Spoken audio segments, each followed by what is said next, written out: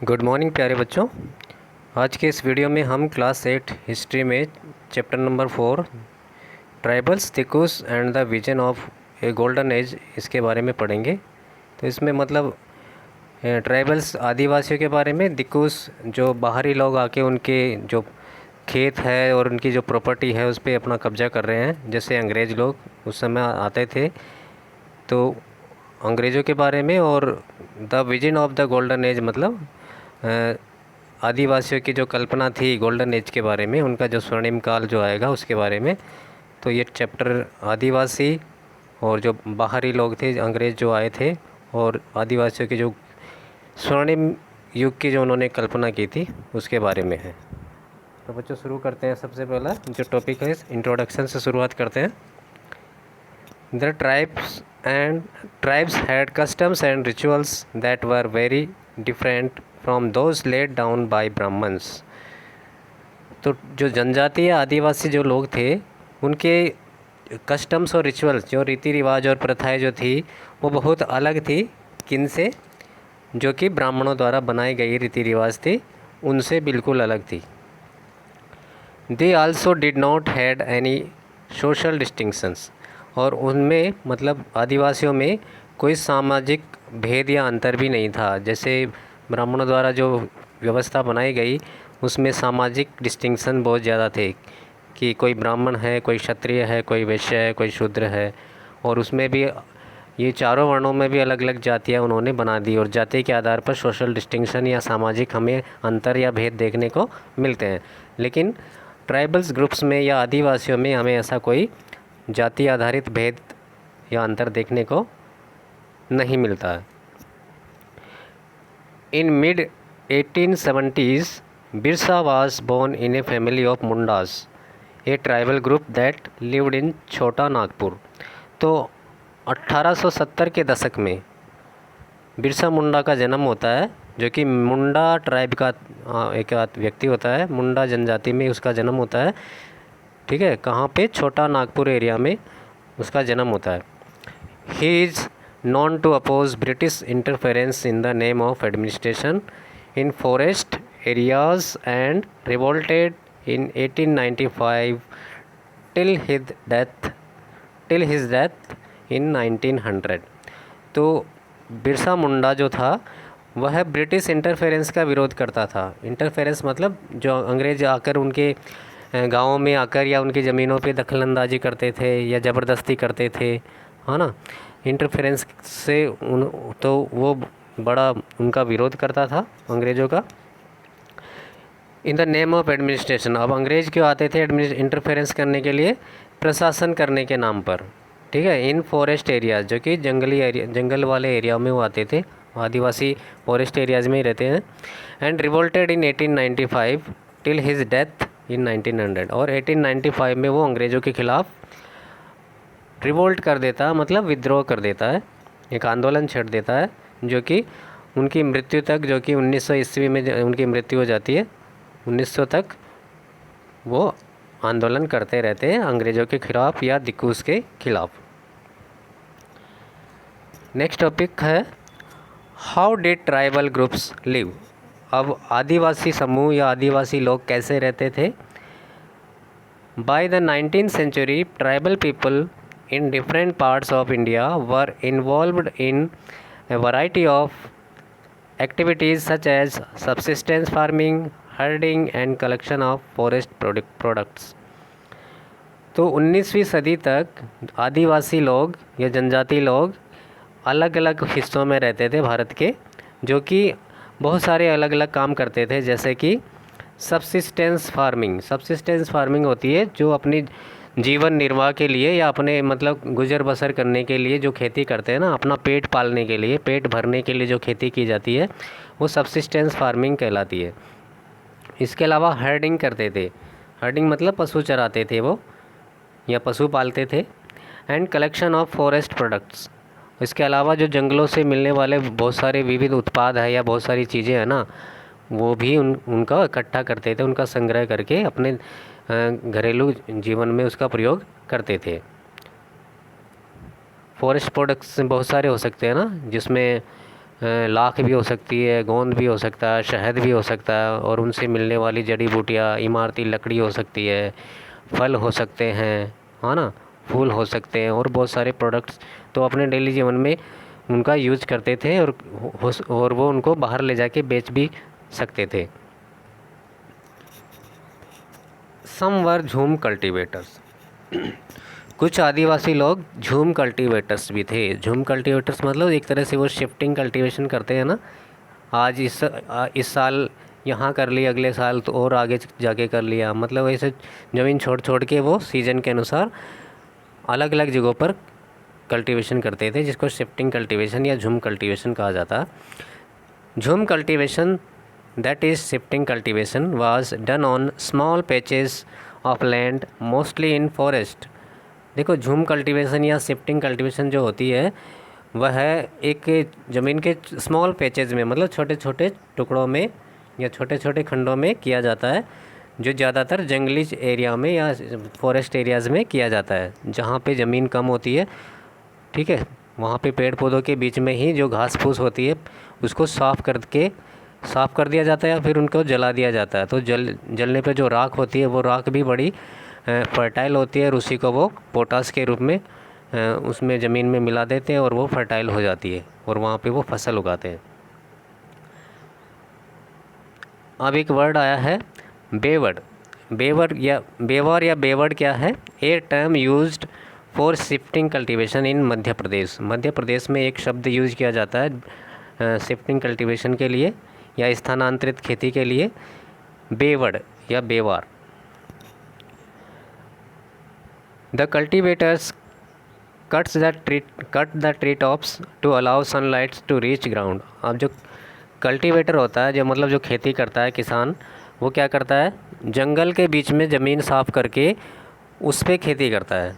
ठीक है, तो सबसे पहले वो क्या करेगा, जो जंगल के बड़े बड़े पेड़ होते हैं उनके टॉप्स को, मतलब पेड़ के ऊपरी हिस्से को वो काट देता है, जिससे क्या होगा, जो सनलाइट है वो उस फसल तक, जहाँ जहाँ उसने साफ़ करके बोई है फसल, उस फसल तक वो सनलाइट पहुँचेगी, सूर्य की किरणें पहुँचेगी, तो वो जल्दी उगेगी और उसको उगने में पकने में भी सहायता होगी। And burn the vegetation on the land to clear it for cultivation. इसके अलावा जो घास फूस या वेजिटेशन होती है जहाँ पे उस खेती करना चाहता है, उसको वो जला भी देता है, जिससे ताकि वो उसको साफ़ कर सके, वो वेजिटेशन साफ़ हो जाए और वहाँ पे वो खेती कर सके। और उसकी राख को वो उसमें मिला भी देता है, ताकि वो उसको और ज़्यादा फर्टाइल कर सके, उससे उसको पोटेशियम और नाइट्रोजन की कमी पूरी हो जाती है। Once the crop was ready he and harvested, they move to another field. जब एक बार फसल तैयार हो जाती है तो वो उसको काट लेते हैं, फिर वो दूसरी जगह चले जाते हैं, उस जगह को खाली छोड़ देते हैं। ठीक है, and left the field follow for several years. और उस जगह को कई सालों तक फॉलो छोड़ देते हैं। फॉलो मतलब एक तरह से परती छोड़ देना या बिना बोए छोड़ देना, उसको 2-3 साल या 4 साल तक बिना बोए छोड़ देंगे, तो 2 साल 3 साल 4 साल में वो वापस अपनी फर्टिलिटी को प्राप्त कर लेगी, फिर दोबारा वहाँ पे वो खेती कर सकता है। ठीक है, this type of cultivation is considered to be the primitive type of cultivation. अब इस प्रकार की जो खेती वो करते हैं उसको प्रिमिटिव या मतलब आदिम या प्राचीन तरीके की खेती कही जाती है, कि ये तो बहुत पुराने समय में जब आदि मानव रहता था, बहुत जंगलों में रहता था, तो वहाँ तब बहुत सारी ज़मीन होती थी, तब वो ऐसे करता था। आज यहाँ खेती कर ली, अगले साल कहीं और कर ली, और मतलब जब वो घुमक्कड़ जीवन बिताता था, एक जगह टिक कर नहीं रहता था, तब ऐसी खेती करता था। तो ऐसी खेती को प्रिमिटिव या आदिम या बहुत प्राचीन प्रकार की खेती कहा जाता है या माना जाता है। नेक्स्ट टॉपिक है सम वर हंटर्स एंड गैदरर्स। कुछ जो आदिवासी थे वो हंटर्स भी थे, मतलब शिकारी थे, जानवरों का शिकार करके अपना पेट भरते थे। एंड गैदरर्स, इसके अलावा जंगल से मिलने वाली जो चीज़ें थी उनको इकट्ठा करके अपने घर में रखते थे, फिर उसको साल भर यूज़ करते थे। तो हंटर गैदरर्स मतलब शिकारी संग्राहक, जंगल से मिलने वाली चीज़ों को इकट्ठा करके रखते थे और उसका यूज़ करते थे। फिर in many reasons tribal groups lived bye hunting animals and gathering forest produce. तो बहुत सारे क्षेत्रों में, भारत के बहुत सारे इलाकों में हमें देखने को मिलता है कि जो आदिवासी लोग होते हैं वो हंटिंग करते हैं, जानवरों का शिकार करके अपना पेट पालते हैं। और इसके अलावा जो फॉरेस्ट प्रोड्यूस होते हैं, जंगल से मिलने वाले बहुत सारी चीज़ें होती है, अभी मैंने बताया था, उन सबको इकट्ठा करके वो अपना पेट मतलब अपना जीवन निर्वाह करते हैं। कुछ चीज़ें वो अपने खाने के लिए रखते हैं, बाकी कुछ ऐसी भी होती है जिसको वो गांव बाहर शहर में ले जाके बेच भी आते हैं, जिससे उनको थोड़ी आमदनी भी हो जाती है। नेक्स्ट है इन खोंड्स। ये खोंड्स क्या है? एक प्रजाति है, ये आदिवासी है, ये आदिवासियों की जाति है। इन Khonds were hunters and gatherers living in the forest of Odisha. जो खोंड्स जनजाति है आदिवासियों की, वहाँ पे हंटर गैदरर्स जो शिकारी और संग्राहक जो होते हैं वो उड़ीसा के जंगलों में रहते हैं या रहते थे। They used many forest shrubs and herbs for medicinal purpose. और वो जंगल से मिलने वाले बहुत सारी जो श्रब्स और हर्ब्स होती है, मतलब जो झाड़ियाँ और जो जड़ी बूटी वाले पौधे होते हैं, उनको मेडिसिनल पर्पज़ के लिए या मतलब जो दवाई वगैरह बनाते हैं उसके उद्देश्य से वो उसका प्रयोग करते थे। And sold forest produce in the local markets. इसके अलावा जो जंगल से मिलने वाले बहुत सारे उत्पाद होते थे उनको वो वहाँ के लोकल मार्केट में, स्थानीय बाज़ार में जाकर बेच भी देते थे। नेक्स्ट जनजाति है Baigas. Baigas of central India reluctant to do work for others. अब मध्य भारत की जो एक आदिवासी जनजाति है बेगास या बेगा, वो बड़ी रिलुक्टेंट थी। रिलुक्टेंट मतलब एक तरह से अनुच्छुक, जिसकी इच्छा नहीं हो, अनुच्छुक थी to do work for others. दूसरे लोगों के घर में काम करने या दूसरों के लिए काम करने में वो बड़ी अनिच्छुक थी, उनकी इच्छा नहीं थी कि वो दूसरे लोगों के लिए काम करें। ट्राइबल ग्रुप्स ऑफन, या और वो खुद से खुश भी नहीं थी, बड़ी असंतुष्ट थी। Tribal groups often needed to buy and sell in order to be able to get the goods that were not produced within the locality। अब जो आदिवासी समूह होते थे, आदिवासी जनजाति के जो लोग होते थे, वो अक्सर उनको ऐसी चीज़ें खरीदना और बेचना खरीदने और बेचने की ज़रूरत होती थी जो कि उस लोकेलिटी में, मतलब उनके आसपास के जो एरिया होता था वहाँ पे वो नहीं मिलता था। ठीक है, तो ऐसी चीज़ें वो खरीदती थी जो वहाँ नहीं मिलते थे, और ऐसी चीज़ों को बेचते थे जो कि दूसरे लोगों को नहीं मिलते थे। ठीक है, इसके अलावा वो एक चीज़ के बदले दूसरी चीज़ भी ले लेते थे, है ना। जैसे मान लो मेरे पास गेहूँ है और दूसरे किसी के पास चावल है, तो मुझे चावल की ज़रूरत है तो मैं गेहूँ के बदले चावल ले लूँगा। इसको बार्टर सिस्टम भी कहते हैं। देखो आगे पढ़ेंगे इसको। This led to their dependence on traders and money lenders. अब इसकी वजह से उनकी जो निर्भरता थी वो ट्रेडर्स और मनी लेंडर्स के ऊपर ज़्यादा हो गई। ट्रेडर्स मतलब व्यापारी लोग, और मनी लेंडर मतलब जो साहूकार होते हैं ना, पैसे उधार देते हैं ब्याज के लिए, है ना, उधार पैसे देकर ब्याज लेते हैं, ऐसे होते हैं मनी लेंडर्स या साहूकार। Tribals were mainly depended on barter system. इसके अलावा जो आदिवासी लोग थे वो बार्टर सिस्टम पर भी डिपेंड रहने लग गए। बार्टर सिस्टम अभी मैंने बताया ना, वस्तु विनिमय प्रणाली, मतलब एक चीज़ देकर दूसरी चीज़ ले लेना। अब चीज़ों की अदला बदली कर लेना, अभी बताया मैंने। जैसे मेरे पास गेहूँ है और दूसरे के पास चावल है, तो हम अदला बदली करके एक्सचेंज करके दूसरी चीज़ें ले सकते हैं। इसी तरह दूसरी गेहूँ चावल का एग्जांपल देके, ज़रूरी नहीं कि केवल गेहूँ चावल ही होता है, बाकी दूसरी चीज़ें भी वो लोग एक्सचेंज करते थे या करते हैं। नेक्स्ट टॉपिक, सम हर्डेड एनिमल्स। कुछ आदिवासी लोग जानवर भी चराते थे और जानवरों को पालते थे। Many tribal groups lived bye herding and rearing animals and gathering forest produce. बहुत सारे ट्राइबल लोग जो थे, आदिवासी लोग जो थे, वो जानवरों को चराते थे और उनको पालते थे। उसके अलावा जो फॉरेस्ट प्रोड्यूस होते थे उनको इकट्ठा करके बेचते थे और अपने घर में यूज़ करते थे। दे वर पास्टोरलिस्ट। पास्टोरलिस्ट मतलब क्या होता है? पास्टोरलिस्ट चरवाहे, जानवर चराने वाले, है ना। They were pastoralist who moved with their herds और केटल्स और sheep according to the season. तो वो चरवाहे भी थे जो कि अपने जानवरों को साथ लेकर, मवेशियों को लेकर, चाहे उसमें गाय हो, भैंस हो, भेड़ हो, बकरी हो, कुछ भी हो, वो लेकर उनको अलग अलग सीज़न के अनुसार जहाँ जहाँ ज़्यादा उनको मतलब जानवरों के लिए जहाँ चारा मिल जाए वहीं वो चले जाते थे। ठीक है, वो मतलब उस समय एक जगह टिक के नहीं रहते, जहाँ फसल उनके लिए चारा मिल जाएगा वो वहीं चले जाएंगे, वहीं सेटल हो जाएंगे। The Van Gujjars of Punjab hills, उसी तरह जैसे एक वान गुज्जर आदिवासी है पंजाब की पहाड़ियों में रहती है। एंड लबादीज ऑफ आंध्र प्रदेश, उसी तरह दूसरी जनजाति है आंध्र प्रदेश की लबादीज। वर्क कैटल हर्डर्स, ये क्या थे, जानवरों को चराते थे, मवेशियों को पालते थे और उनको चराते थे, और सीज़न के अनुसार उनको एक जगह से दूसरी जगह लेकर जाते रहते थे। द गड्डीज़ ऑफ कुल्लू, कुल्लू जो कि यहाँ पे कुल्लू मनाली जहाँ शिमला के पास में, तो गड्डीज़ ऑफ कुल्लू वर शेफर्ड, तो कुल्लू के जो आदिवासी जाति थी गड्डीज़, वो भी शेफर्ड थी, शेफर्ड वही गडरिया या चरवाहा। And the Bakarwals of Kashmir reared goats, और आपके जम्मू एंड कश्मीर का ये जो बकरवाल आदिवासी जनजाति है वो भी जानवरों को पालती है, जैसे कि बकरी को पालती थी वो। बकरवाल जो लोग होते हैं यहाँ जानवरों को पालते हैं, जैसे कि बकरियों का पालन करना।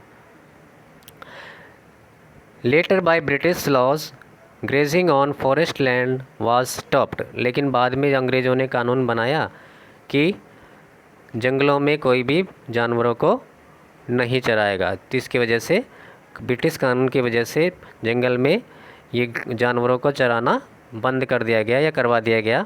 And it became the reason of discontent for tribals, और यही कारण था कि जो ट्राइबल लोग थे उनमें डिसकंटेंट यानी असंतोष पैदा हो गया अंग्रेज़ों के खिलाफ़, है ना। अंग्रेज़ों के खिलाफ़ उनमें विद्रोह और असंतोष की भावना पैदा हो गई कि ये हमें हमारे जंगलों में ही से ही निकालना चाह रहे हैं और हमारी प्रॉपर्टी पर कब्जा करना चाह रहे हैं। तभी से उन्होंने उनका विरोध करना शुरू कर दिया और उनको दिक्कूस कहना शुरू कर दिया।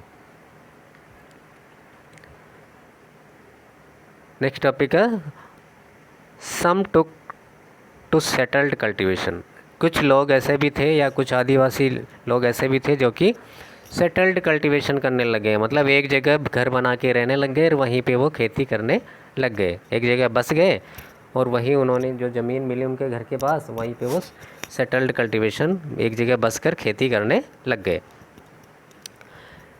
Many tribal groups had begun to settle down instead of moving from place. बहुत सारे जो आदिवासी समूह थे उन्होंने एक जगह बस कर खेती करनी शुरू कर दी, बजाय इसके कि वो अलग अलग जगह घूमते रहे और वहाँ पर खेती करें। They began to use the plough and gradually got rights over the land they lived on. उन्होंने क्या किया, मतलब उन्होंने खेतों को जोतने के लिए हल का प्रयोग करना शुरू कर दिया, और इसके अलावा धीरे धीरे उन्होंने उस ज़मीन पर अपना कब्जा कर लिया और अपना अधिकार कर लिया जहाँ पर वो रहते थे और जहाँ खेती करते थे। ठीक है, क्योंकि उस समय जंगल खाली पड़े रहते थे, ज़मीन खाली पड़ी रहती थी, तो जो जहाँ रहता था वो जगह उसी की हो गई, जो खेती करता था वो खेत भी उसी के हो गए। Few tribes such as Mundas considered the clan rights over land. अब कुछ आदिवासी जनजातियाँ ऐसी थी जैसे कि मुंडा, वो मानती थी कि उन ज़मीन पर उनका वंशाधिकार है, मतलब उनका डायनेस्टी, ये जैसे वंश होता है ना, पिताजी फिर दादाजी, ये उनके पीढ़ियाँ जैसे, और या फिर बेटा पुत्र उसका भी पुत्र, तो वंश का जो अधिकार होता है वो मानता है कि ये मेरे वंश का अधिकार है, ये ज़मीन मेरे पीढ़ियों की है और इस पे मेरा अधिकार है और बाद में मेरे बच्चों का अधिकार भी होगा। तो जो मुंडा जनजाति थी वो मानती थी कि ज़मीन पर उनका जन्मसिद्ध अधिकार है।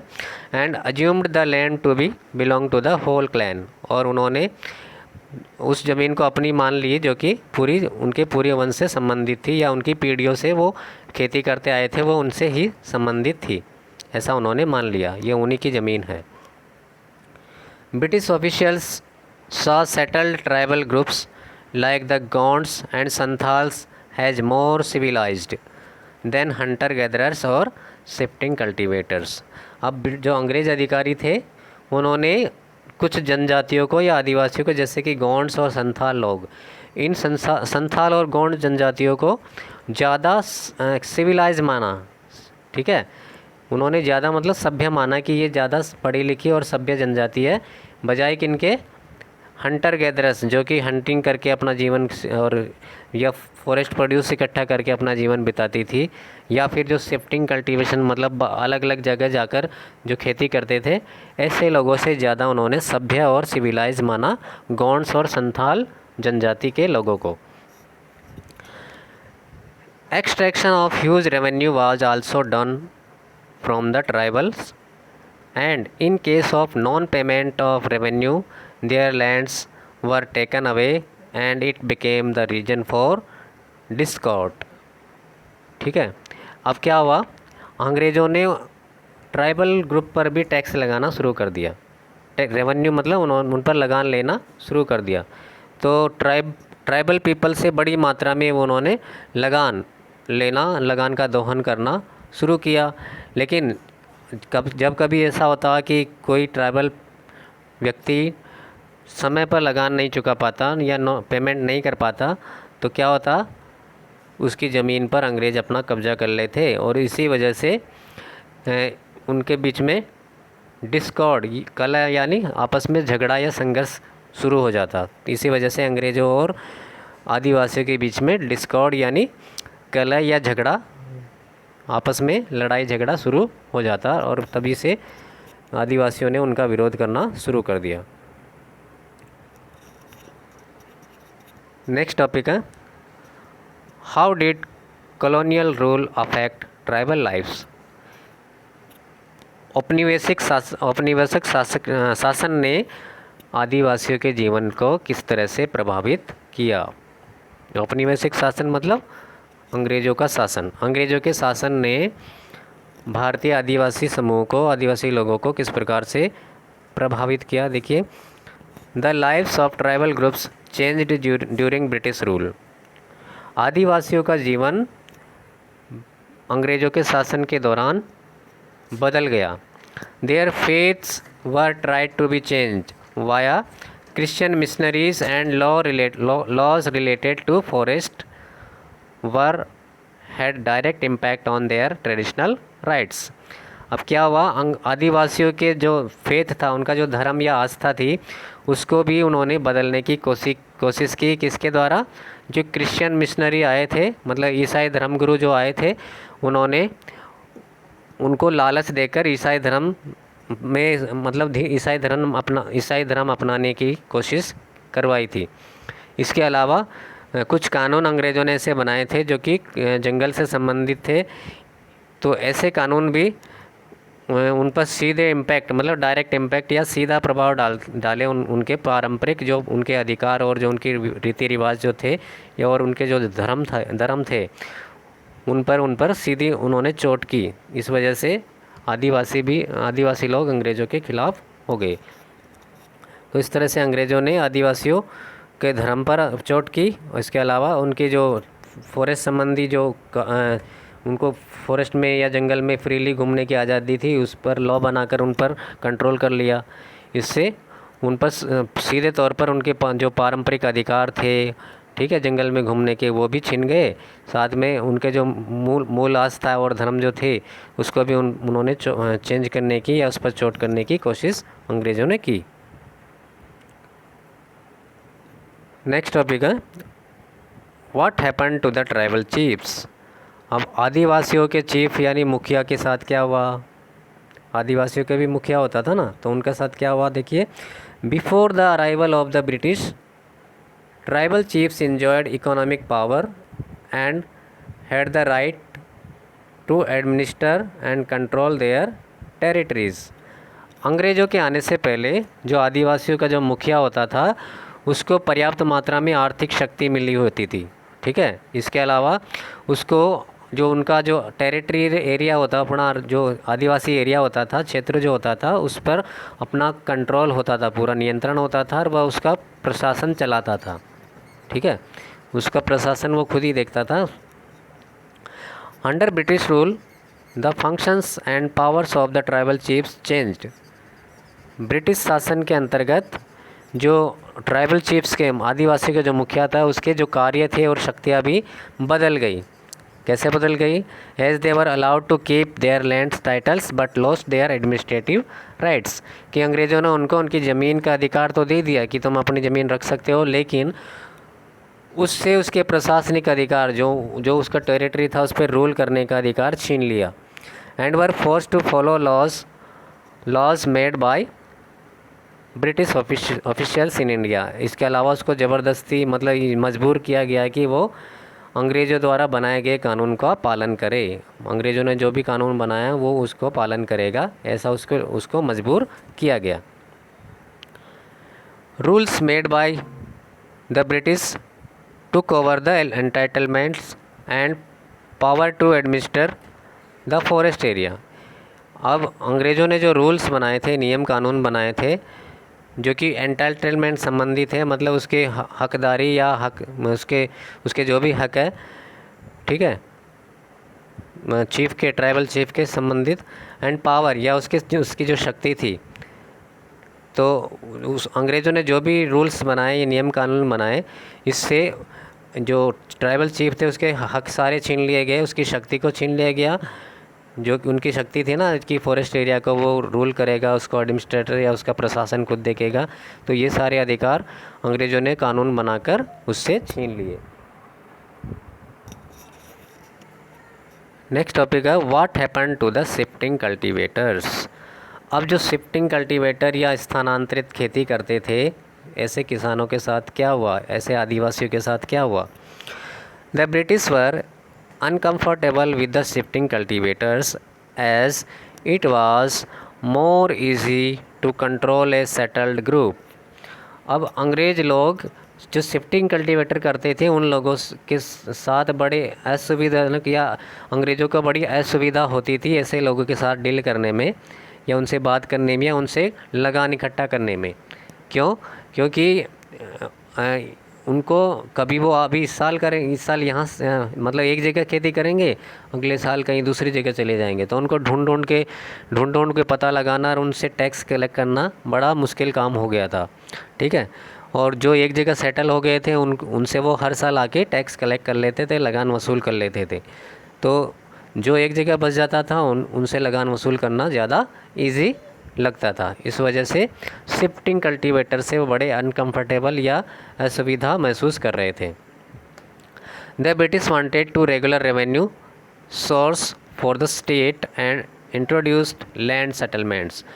अंग्रेज लोग चाहते थे कि वो रेवेन्यू का सोर्स बढ़ जाए, मतलब ब्रिटिश कंपनी के लिए या अंग्रेज़ों के लिए जो रेवेन्यू का सोर्स है या इनकम है वो बढ़ जाए।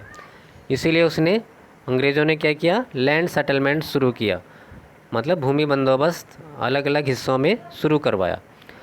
इससे पिछले चैप्टर में आपने पढ़ा ना, परमानेंट सेटलमेंट, है ना, रेवतवारी सेटलमेंट, महालवाड़ी सेटलमेंट, ये सारे ब्रिटिशर्स ने उसके बाद में शुरू किए थे। The British efforts to settle jhum cultivators was not very successful in northeastern part of the India as the land was not fertile enough। अब अंग्रेज़ों ने जो कोशिश की या जो प्रयास किया कि हम झूम कल्टीवेटर्स को सेटल करके एक जगह बसा देंगे और वहीं खेती करवाएंगे, ये बहुत ज़्यादा सक्सेसफुल नहीं हुआ। कहाँ पर? भारत के नॉर्थ ईस्टर्न पार्ट्स में, मतलब नॉर्थ ईस्टर्न जो मणिपुर, मेघालय, त्रिपुरा, अरुणाचल, ये स्टेट्स है ना, आसाम वगैरह, वहाँ पे वो ज़्यादा सफल नहीं हो पाए। As the land was not fertile enough, क्योंकि वहाँ की ज़मीन बहुत ज़्यादा फर्टाइल नहीं थी। अगर उनको एक जगह बसा देते और ज़मीन दे देते तो वो हर साल उस पर पैदा नहीं कर सकते थे। वहाँ पे शिफ्टिंग कल्टीवेशन ही ज़्यादा बेहतर तरीका था। After facing widespread protest, the British had to allow them the right to carry on shifting cultivation in some parts of the forest। लेकिन जब उनका चारों तरफ जब वाइड स्प्रेड, जो बड़े पैमाने पर विरोध शुरू हो गया अंग्रेज़ों का, तो अंग्रेज़ों ने आदिवासियों को अलाउ कर दिया कि वो जंगल के कुछ हिस्सों पर शिफ्टिंग कल्टीवेशन कर सकते हैं, मतलब स्थानांतरित खेती कर सकते हैं।